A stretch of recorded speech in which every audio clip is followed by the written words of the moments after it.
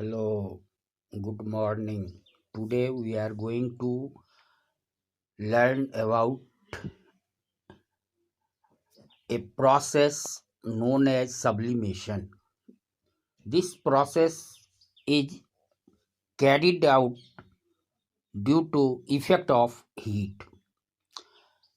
The process sublimation may be defined as the process of conversion of a solid into gas directly on heating and gas to solid directly on cooling is called sublimation. During this process, a solid is converted directly into gas without changing into the liquid. The, During the process, the solid obtained is known as sublimate and the process is called sublimation. There are some examples which undergo sublimation process: ammonium chloride, iodine, camphor, naphthalene, anthracene, etc. This process can be understood by observing this experiment. For the purpose, we take a small amount of ammonium chloride or any other substance which undergo sublimation process. In the ammonium chloride is taken in a china and it is covered by a inverted glass funnel. The upper end of the funnel is closed by using cotton plug.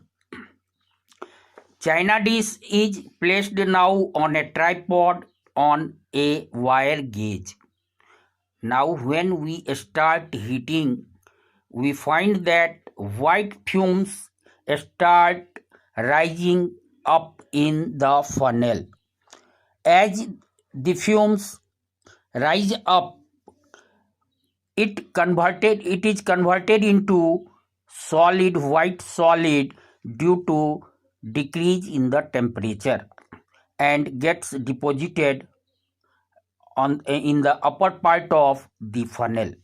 Here we find that ammonium chloride is directly converted into gas, and after cooling it is directly converted into solid ammonium chloride without changing into a gas. So this process is called sublimation, and the ammonium chloride obtained is called sublimate. Solid carbon dioxide is also an example of sublimate. Solid carbon dioxide sublimes to form carbon dioxide gas. When carbon dioxide gas is pressurized by lowering temperature, it is directly converted into solid carbon dioxide. Solid carbon dioxide is also called dry ice. This is due to the reason that it does not wet the substance but produces cooling effect like ice.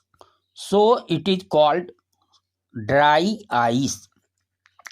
It is used to create special effects on stages during stage programs. So here all about the sublimation process. It is also an effect of change in temperature, that is effect of heat. On heating, state of this matter changes, and on cooling also state of the matter gets changed. So now we are familiar with the effect of heat on the physical states of matter. Okay, thanks.